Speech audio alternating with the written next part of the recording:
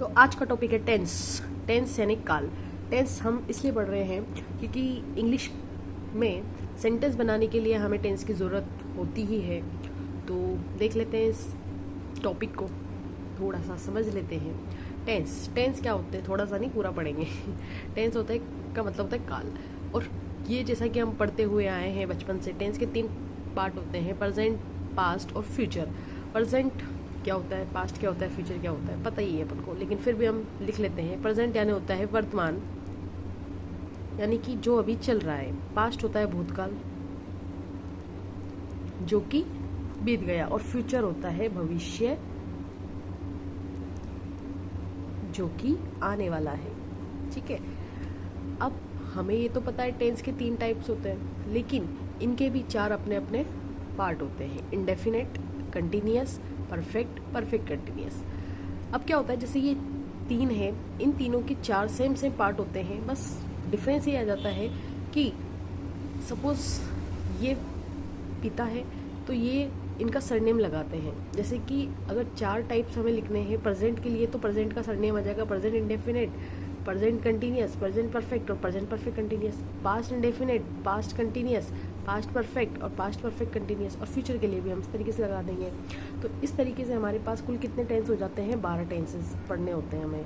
ठीक है, अब आप पूछोगे कि यार डिफरेंस क्या है, मतलब क्यों हम इतने 12 टेंस पढ़ें। तो देख, टेंस में क्या होता है, हमें वर्तमान, भूतकाल और भविष्यकाल तो पता होता है, लेकिन ये चारों हमें बताते हैं काम कितना हुआ है। काम कितना हुआ है से मेरा मतलब ये है कि ये 4 टेंस हमें ये बताते हैं, जैसे कि मैं एग्जांपल दूं, मैं अभी पढ़ा रही हूँ, तो काम क्या हो रहा है, अभी हो रहा है। मैंने खाना खा चुकी हूँ, मैं खाना खा चुकी हूँ, तो खाना खा चुकी हूँ यानी कि वो काम मेरा ख़त्म हो गया। मैंने कल पढ़ाया था, तो वो काम पास्ट का हो गया। तो कहने का मतलब काम कितना हुआ है ये 4 टेंसेस बताते हैं। काम कितना हुआ है ये 4 टेंस बताएंगे, जबकि टेंस कौन सा है ये बताएंगे। प्रेजेंट है या भूत, पास्ट है या फ्यूचर है, ये तीनों ये डिसाइड करते हैं कि काल कौन सा है, टेंस कौन सा है, ये तीनों डिसाइड करते हैं। बाकी काम कितना हुआ है ये चारों बताते हैं, इंडेफिनेट, कंटिन्यूअस, परफेक्ट और परफेक्ट कंटिन्यूअस। तो अब हम बात करते हैं प्रेजेंट इंडेफिनेट या सिंपल टेंस की। ठीक है, इसको हम इंडेफिनेट और सिंपल भी बोल सकते हैं। तो प्रेजेंट इंडेफिनेट या सिंपल टेंस में हम क्या करते हैं, हमें ये देखने को मिलता है कि जब हमें कोई सेंटेंस दिया होता है तो उसके एंड में अगर हमें ता है, ती है, ते है, ती हूँ, ताहू दिख जाए, तो हम नॉर्मली ये देख लेते हैं कि ये टेंस प्रेजेंट इंडेफिनेट या सिंपल टेंस है। ठीक है, और एक स्ट्रक्चर टेंस में हम ये देखते हैं कि subject plus verb plus object. किसी भी सेंटेंस को बनाने के लिए हम इस स्ट्रक्चर को फॉलो करते हैं, या कहें इस फॉर्मूले को हम फॉलो करते हैं। Subject plus verb plus object मतलब, जैसे मैं एक सेंटेंस आपको दूँ, मैं भौतिक विज्ञान पढ़ाती हूँ। ठीक है, अब इस सेंटेंस में सबसे पहले आपको क्या दिख रहा है, ती हूँ। तो आपने देखा यार प्रेजेंट इंडेफिनिट या सिंपल टेंस है, और इस तरीके से हमें सिर्फ इस पे डिपेंड नहीं रहना है। इसके अलावा हम कह सकते हैं हमारी डेली रूटीन की जो आदतें हैं, जैसे कि मैं भौतिक विज्ञान पढ़ाती हूँ, मैं मंजन करती हूँ, मैं स्कूल जाती हूँ, या जो भी हम डेली रूटीन के तौर पे हम करते हैं, तो उसके लिए भी हम प्रेजेंट इंडेफिनिट सिंपल टेंस का यूज़ कर सकते हैं। तो इसमें क्या होता है, मैं भौतिक विज्ञान पढ़ाती हूँ, ती हूँ आ रहा है। तो सबसे पहले हमें ये देखना है इसमें सब्जेक्ट क्या है, वर्ब क्या है, ऑब्जेक्ट क्या है। इसमें सब्जेक्ट क्या है, सब्जेक्ट आता है जो काम करता है, कौन काम कर रहा है इसमें, आई। तो मैं क्या है, सब्जेक्ट है आई। इसमें हमें वर्ब देखनी होती है, वर्ब देखेंगे हम और ऑब्जेक्ट देखेंगे। इसमें वर्ब क्या है, क्या पढ़ाती हूँ, काम क्या कर रही हूँ मैं, जो क्रिया होती है वही वर्ब होती है, तो पढ़ाने का काम हो रहा है इसमें। ऑब्जेक्ट क्या है, इसमें क्या पढ़ा रही हूँ, मैं भौतिक विज्ञान पढ़ा रही हूँ, तो ये मेरा हो जाएगा ऑब्जेक्ट। अब एक बात इसमें आती है कि प्रेजेंट सिंपल का फॉर्मूला क्या है, तो हम इसके अकॉर्डिंग चलेंगे। सब्जेक्ट प्लस वर्ब की फर्स्ट फॉर्म एस या यस प्लस ऑब्जेक्ट। अब आप बात करोगे वर्ब क्या है, तो वर्ब इस तरीके से होती है, जैसे कि गो, ये फर्स्ट फॉर्म होती है वर्ब की। ठीक है, सेकंड अगर मैं बात करूँ तो वेंट होती है, और थर्ड की अगर मैं बात करूँ तो गो की थर्ड फॉर्म क्या हो जाएगी, गोन होती है। तो प्रेजेंट इंडेफिनिट टेंस का फॉर्मूला हमने क्या देख लिया, सब्जेक्ट वर्ब की फर्स्ट फॉर्म प्लस ऑब्जेक्ट, यानी सब्जेक्ट प्लस वर्ब की फर्स्ट फॉर्म के साथ एस या आई एस प्लस ऑब्जेक्ट। अब आप कहोगे एस या आई एस हमें कैसे पता लगेगा किसके साथ एस लगाना है या यस लगाना है, कौन सी वर्ब के साथ एस या आई एस लगेगा और कौन सी के साथ नहीं लगेगा। तो इसके लिए भी मैं बता देती हूँ किसके साथ एस या आई एस लगेगा और किसके साथ नहीं लगेगा। अगर जो आपके पास सब्जेक्ट है वो हुआ सिंगुलर हुआ आपके पास, ठीक है, सिंगुलर यानी कि एक वचन हुआ, तो एस या आई एस आप लगाओगे।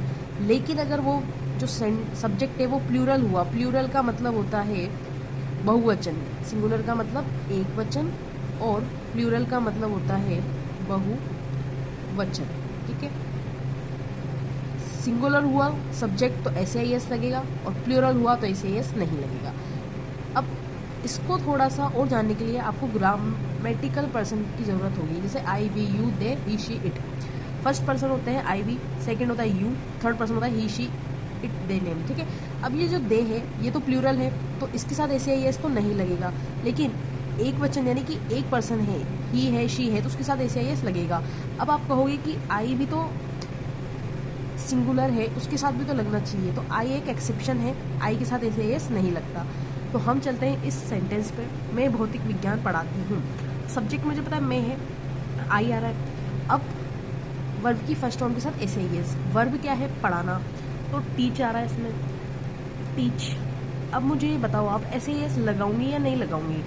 वैसे तो सिंगुलर है, एस आई एस लगना चाहिए आई के साथ, लेकिन आई के साथ एस आई एस नहीं लगता है, ये एक एक्सेप्शन है। उसके बाद ऑब्जेक्ट है, क्या पढ़ाती हूँ, भौतिक विज्ञान, फिजिक्स। तो चलिए हम प्रेजेंट सिंपल टेंस के कुछ एग्जाम्पल देख लेते हैं। फर्स्ट एग्जाम्पल है राम गाना गाता है। इसका हमारे पास क्या था फॉर्मूला, सब्जेक्ट प्लस वर्ब की फर्स्ट फॉर्म के साथ एस या ई एस और प्लस ऑब्जेक्ट, यही था। एस आई एस कब लगेगा, जब सिंगुलर होगा तो एस आई एस लगेगा और जब प्लूरल होगा तो एस आई एस नहीं लगेगा। तो फर्स्ट सेंटेंस देखते हैं, राम गाना गाता है। सब्जेक्ट क्या है, राम है, वर्ब क्या है, क्या करता है, गाता है, और क्या गाता है, गाना गाता है, तो ये ऑब्जेक्ट हो जाएगा। तो बनाते हैं हम, सब्जेक्ट राम, वर्ब क्या है, गाता है, सिंग। अब इसमें लगे एस आई एस लगेगा, हाँ लगेगा क्योंकि सिंगुलर है राम, तो sings, object sings song, sings a song, ठीक है। तो ये हो गया हमारा first sentence, Ram sings a song. अगला देखते हैं, राहुल बाजार जाता है। तो राहुल सब्जेक्ट है हमारे पास, क्या करता है, बाजार जाता है, जाने को बोलते हैं हम को, एस आई एस लगाएगा क्योंकि राहुल एक वचन है, गोस टू द, कहाँ जा रहा है, मार्केट, तो ये ऑब्जेक्ट हो जाएगा हमारे पास। अब आप देखो राहुल बाजार जाता है, तब तो हमने E S S I S लगाया, लेकिन जब वे बाजार जाते हैं तो वे के लिए हम लेते हैं दे। अब ये प्लूरल आ गया तो सिंपली गो आएगा, वर्ब के साथ एस आई एस नहीं लगेगा, गो टू द मार्केट, ठीक है। आई होप कि आपको समझ में आ रहा होगा। आकाश और मीरा नाचते हैं। अब यहाँ पे देखना, आकाश और मीरा नाचते हैं, तो आकाश एंड मीरा, ठीक है। अब ये सिंगुलर तो नहीं है, दो इंसान आ गए, यानी बहुवचन, मतलब दो है, एक तो नहीं है ना, सिंगुलर तो नहीं है ये, तो क्या लिखेंगे हम, डांस ओनली, ऐसे ही एस नहीं आएगा। लेकिन रोहन नाचता है तो हम क्या लिखेंगे, रोहन डांसेस, ठीक है। सब्जेक्ट और फिर वर्ब की फर्स्ट फॉर्म के साथ ऐसे ही एस, ऑब्जेक्ट इसमें है ही नहीं, ठीक है। तो रोहन डांस। देखो अफर्मेटिव के हम कुछ सेंटेंस बनाएंगे यहाँ पे, जैसा है फर्स्ट सेंटेंस, मेरी माँ खाना बनाती है। तो इसमें हमें क्या स्ट्रक्चर फॉलो करना है, सब्जेक्ट प्लस वर्ब की फर्स्ट फॉर्म के साथ एस या ई एस और प्लस ऑब्जेक्ट, ठीक है। अफर्मेटिव सेंटेंस में हमें ये स्ट्रक्चर फॉलो करना है। तो हम लिखेंगे मेरी माँ खाना बनाती है, इसमें सब्जेक्ट है मेरी माँ, तो माय मदर। इसमें वर्ब क्या है, खाना बनाती है, क्या करती है, बनाना, माय मदर खाना बनाती है, तो कुक। अब मदर एक वचन है यानी सिंगुलर है, तो कुक्स लग जाएगा इसके साथ, और क्या बनाती है, फूड, तो ऑब्जेक्ट आ जाएगा, ठीक है। My mother कुक्स food. सेकेंड है, मैं रोज़ सुबह में टहलता हूँ, तो आई, टहलने को हम बोलते हैं वॉक, आई वॉक डेली, सुबह में यानी इन द मॉर्निंग।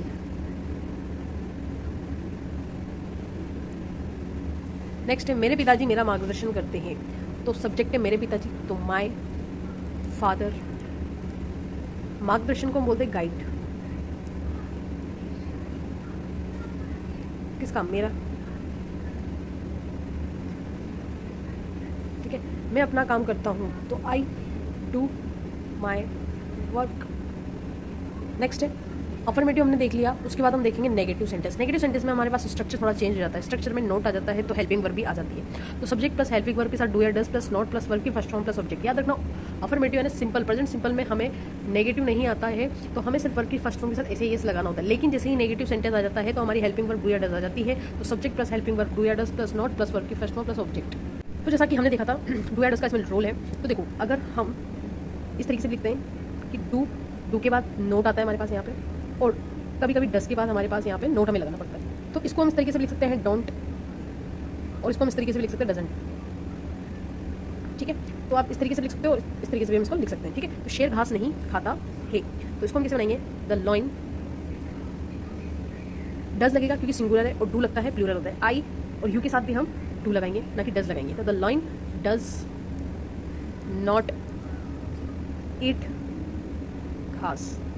ठीक है, राजू विद्यालय नहीं जाता है, सब्जेक्ट है राजू, राजू सिंगुलर है, डज आएगा इसके साथ, does not go to the school.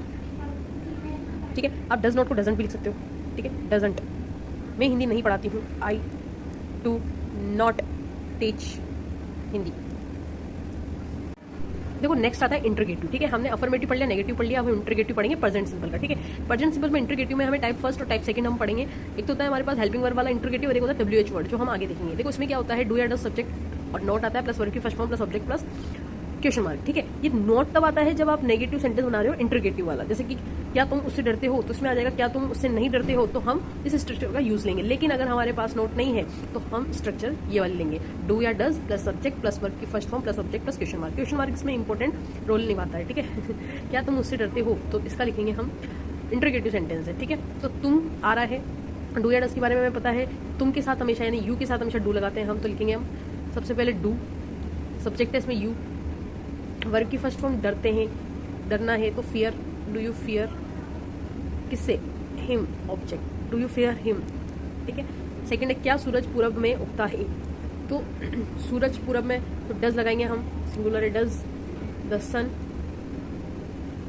उगने को राइज बोलते हैं हम, पूरब में in the east, in the east. ठीक है, डू या डज आते ही हमें वर्ब में सब्जेक्ट के अकॉर्डिंग ऐसे यस लगाने की कोई जरूरत नहीं है, क्योंकि डू या डज आ जाता है हमारे पास हेल्पिंग वर्ब में। ठीक है, देखो इंटरगेटिव का टाइप सेकंड में क्या होता है, डब्ल्यूएच वर्ड वाला देखते हैं, तो उसमें हम क्या फॉर्मूला देखते हैं कि इसमें यहाँ पे हमने देखा था डू या डज आता था हेल्पिंग वर्ब, लेकिन डब्ल्यूएच वर्ड वाला है तो सबसे पहले क्या आ जाएगी, डब्ल्यूएच वर्ड आ जाएगा।